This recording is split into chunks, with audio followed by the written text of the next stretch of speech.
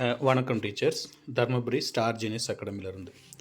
இப்போ நம்ம முதுகலை பட்டதாரி ஆசிரியர்களின் போட்டித் தேர்வுக்கான இணையவழி வகுப்பு கல்வி உளவியல் பாடப்பிரிவிலிருந்து first unit pre primary education பள்ளி முன்பருவ கல்வி. இந்த யூனிட்டுக்கான டெஸ்ட் பேட்ச் உள்ளவங்களும் ஆன்லைன் பேட்சில் ஜாயின் பண்ண அனைத்து டீச்சர்ஸுக்குமே இன்றைக்கி கூட நமக்கு யூனிட் 1 நிறைவு பெறுகிறது. யூனிட் 1 ப்ரீ பிரைமரி எஜுகேஷனில் மொத்தம் 5 தேர்வுகளாக நடத்தியிருக்கோம். இந்த 5 தேர்வுகள்லையும் நம்ம டெஸ்ட்டு 2 நாள் படிச்சுட்டு 3ஆவது நாள் அந்த டெஸ்ட்டை மீட் பண்ணியிருக்கிறோம். இதில் ஆசிரியர்களுக்கு தெரிந்த விஷயங்கள் சில இருக்கலாம், தெரியாத விஷயங்களும் சிலது இருக்கலாம். தெரிந்தவைகள் எல்லாமே உங்களுக்கு ஆல்ரெடி தெரிஞ்ச விஷயமா இருந்துச்சுன்னா அதெல்லாம் ஒருக்க ரிவிஷன் பண்ணிட்டோம் அப்படிங்கிற அடிப்படையிலையும், தெரியாத விஷயங்களை மீளவும் ஒரு முறை நல்லா படிச்சுட்டு பாருங்கள். இந்த டெஸ்ட்டு எழுதும்போது நம்ம எப்படியும் ஒரு 75-60 கொஸ்டின்ஸ் அந்த மாதிரி ரேஞ்சில் செட் பண்ணி கொடுத்துருந்தோம் அந்த 5 தேர்வுகளில். அந்த தேர்வுகளில் நீங்கள் பெற்ற மதிப்பெண்களை பார்த்துக்காங்க. இந்த கொஸ்டின்ஸ் எல்லாம் அப்படியே நீங்கள் பிரிண்ட்டு போட்டு வச்சுக்கிட்டு திரும்ப ஒரு 1 வீக்ஸ் 2 வீக்ஸ் கேப் விட்டு இன்னொருக்க ஒரு முறை அப்படியே எழுதி பாருங்கள். நீங்கள் இந்த கொஸ்டினை மீட் பண்ணும்போதே தெரிஞ்சிருக்கும், இதெல்லாம் நமக்கு தெரிஞ்ச கொஸ்டின்ஸ். தெரியாத கொஸ்டின்ஸ்லாம் கொஸ்டின் நம்பருக்கு பக்கத்தில் ஒரு சர்க்கிளோ ஏதோ ஒரு மார்க்கோ பண்ணி வச்சுருந்தா ரிவிஷன் பண்ணணும். ஏன்னா நமக்கு பல்காக லாஸ்ட்டுன்னு வரத்துக்குள்ளே ஒரு 3000-4000 கொஸ்டின் நம்ம கையில் கிடைக்கும்போது இவ்வளவும் ரிவிஷன் பண்ணுமா அப்படிங்கிற அந்த மலைப்பு வந்துடும், அந்த சங்கடம் வந்துடும். அதனால் அந்த 3000 கொஸ்டினில் உங்களுக்கு தெரியாத விஷயங்கள் கண்டிப்பாக ஒவ்வொரு ஆசிரியருக்கு ஒவ்வொரு மாதிரி மனநிலையில் இந்த கொஸ்டின் தெரியாமல் போயிருக்கலாம்.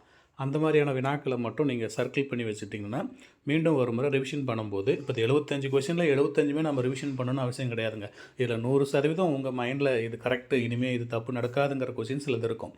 அது போக பேலன்ஸ் இருக்கக்கூடிய கொஸ்டின்ஸை மட்டும் நீங்கள் வீக்லி ஒன்ஸ் ரிவிஷன் பண்ணிட்டே இருந்தீங்கன்னா எக்ஸாம் வரைக்கும் இது மைண்டில் நிற்குங்க. ஏன்னா இப்போ விட்டோம் அப்படின்னா மீண்டும் ஒரு முறை புதுசாக உட்காந்து படிக்கிற மாதிரி இருக்கும். இப்போ நான் டெஸ்ட் நம்பர் 5 காட்டிகிட்ருக்கேன். இதான் நம்ம மீட் பண்ண ப்ரீ பிரைமரி எஜுகேஷனில் கொஸ்டின் நம்பர் 5 அப்படிங்கிற ஒரு 75 கொஸ்டின் செட் பண்ணியிருக்கோம். இந்த கொஸ்டினை பொறுத்தவரையில் நம்ம எடுத்தக்கூடிய கண்டென்ட் வந்து யூனிஃபார்ம் பேட்டர்ன் ஆஃப் எஜுகேஷன். அந்த கண்டென்ட்டை கொடுத்துருந்தோம். ஆல்ரெடி அது ரிப்பீட்டட் கண்டென்ட்டுங்கிறதுனால அதில் கொஸ்டின் மினிமைஸ் பண்ணியிருந்தோம். அதுக்கப்புறம் நான் ஃபார்மல் எஜுகேஷன், முறைசாரா கல்விங்கிறது ஒரு முக்கியமான தலைப்பு அப்படிங்கிறத பார்த்துருந்தோம். இப்போ இந்த முறைசாரா கல்வியில் நிறைய ஆண்டுகளில் அதோட கேள்விகள்லாம் இடம்பெற்றிருக்குங்க. பள்ளிக்கல்விக்கு அப்பால், முறையான பள்ளிக்கல்விக்கு அப்பால் முறையாக இயங்கக்கூடிய ஒரு கல்வி முறைசாரா கல்வி அப்படின்னு சொல்லியிருப்போம். அது தொடர்ந்து வந்து பார்த்திங்கன்னா இதில் நெக்ஸ்ட் எடுத்துக்கூடிய ஒரு கண்டென்ட் வந்து ஃபங்க்ஷனல் லிட்ரஸி அப்படின்னு ஒன்று காட்டியிருந்தோம். செயலறிவு கல்வி அப்படிங்கிறது உடனடியாக நமக்கு பயன் தரக்கூடிய வகையில் ஒரு கல்வி இருக்கணும் அப்படின்னு சொல்லி திருப்பூர் மாவட்டம் உடுமலைப்பேட்டை அமராவதி அருகில் இருக்கக்கூடிய அந்த சைனிக் ஸ்கூலில் செயலறிவு கல்வியை ஸ்டார்ட் பண்ணியிருப்பாங்க. அதனுடைய அம்சங்கள் என்ன அப்படிங்கிறதையும் பார்த்துருந்தோம். அதே போல் முதியோர் கல்வியில் நிறைய விஷயங்களை பார்த்துருந்தோம். அறிவொளி இயக்கத்தில் இந்த கொஷின் வந்திருக்கோம். நிறைய நம்ம வயது வந்தோர் கல்வியில் பெரும்பாலான வினாக்களை டச் பண்ணியிருந்தோம். அது சார்ந்த விஷயங்கள் எல்லாமே நீங்கள் தெரிஞ்சவை எல்லாம் விட்டுட்டு தெரியாத சில கேள்விகள் எல்லாமே நீங்கள் திரும்ப பார்க்கணும். அப்புறம் பாருங்கள், இந்த கொஸ்டின் நம்பர் 43, 44 இந்த ரேஞ்சில் இப்போ சில வினாக்களை நாம் வந்து கூற்று காரணம் அப்படிங்கிற மாதிரி சில செட் பண்ணுறோம். இந்த மாதிரியான வினாக்கள் எல்லாம் ஆசிரியர்கள் வந்து எப்படி அணுகணும் அப்படிங்கிறத நல்லா ரீட் பண்ணிக்காங்க. நமக்கு இதே ஃபார்மேட்டில் கூற்று காரணங்கிற மாதிரி கேள்வி வரப்போகிறதில்ல. இதுவரையும் கேட்டதில்லை. ஆசிரியர் தேர்வு வாரியத்திலேருந்து கூற்று காரணம் அப்படிங்கிற மாதிரி எஜுகேஷன் சைக்காலஜியில் வந்ததில்லை. பட் இதுலேருந்து என்ன தெரிஞ்சுக்க போகிறோம் அப்படின்னா, இதில் நிறைய நம்ம கான்செப்டை பில்டு பண்ணிக்க போகிறோம். இந்த மாதிரிலாம் வந்ததுன்னா எப்படி நாம் வந்து யோசிக்கிறது அப்படிங்கிறதுக்காக, இது கனெக்ட் பண்ணுறது அப்படிங்கிறத நல்லா புரிஞ்சிக்கணும் அப்படிங்கிற அடிப்படையில் கூற்று காரணம் அப்படிங்கிற மாதிரி நம்ம எழுதக்கூடிய, கண்டிப்பாக இது கடைசி வரைக்கும் நம்ம எழுதக்கூடிய ஒவ்வொரு தேர்வுகள்லையும் கூற்று காரணம் அப்படின்னு ஒரு 5 வினாக்களாவது போடுறேன்.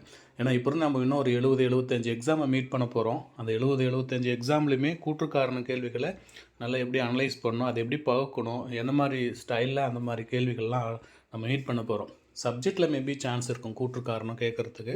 அதனால் ஆசிரியர்கள் வந்து தொடர்ந்து ப்ரிப்பேர் பண்ணிக்க. அதை தொடர்ந்து பார்த்திங்கன்னா இந்த யூனிட்டோட கண்டென்ட்டாக ஓப்பன் ஸ்கூல் ஓப்பன் யூனிவர்சிட்டியை பற்றி வச்சுருந்தோம். அதுக்கப்புறம் பார்த்திங்கன்னா மேன் பவர் மனிதவள ஆற்றல் சார்ந்து சில கேள்விகளை இதே பாடத்துக்காக கொடுத்துருந்தோம். Delinking degree from the job, நாம் கற்ற கல்விக்கும் செய்யக்கூடிய வேலைக்கும் பணிக்கும் பட்டத்திற்கும் ஒவ்வாமை அப்படிங்கிற கான்செப்டில் சில கேள்வியை எடுத்திருந்தோம். லியான் டெஸ்டிங்கிற கான்செப்டை லைட்டாக டச் பண்ணியிருந்தோம். ஒட்டுமொத்தமாக இந்த யூனிட்டை பொறுத்தவரையில் ப்ரீ பிரைமரி யூனிட்டை சக்ஸஸ்ஃபுல்லாக கம்ப்ளீட் பண்ணியிருக்கிறோம். நல்ல மீளவும் ஒரு முறை தெரிந்தவைகள் எல்லாம் மறுபடியும் நான் உறுதிப்படுத்தி சொல்லக்கூடிய விஷயம் என்ன அப்படின்னா, தெரிந்தது உங்களுக்கு ப்ளஸ், தெரிந்தது தெரிந்தவையாக இருக்கட்டும்.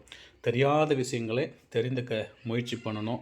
அதுக்காக நீங்கள் எப்பேற்பட்டாவது கஷ்டப்பட்டாவது அந்த விஷயங்களை உங்கள் மைண்டில் நிற்கணும் அப்படிங்கிறதுக்கு ஒருத்தரும் ஒரு ஸ்ட்ராட்டஜி வகுத்துக்கிட்டு அதுக்கு தகுந்த மாதிரி பயணிங்க. கண்டிப்பாக வெற்றி உங்கள் கரங்களில் வந்து சேரும்.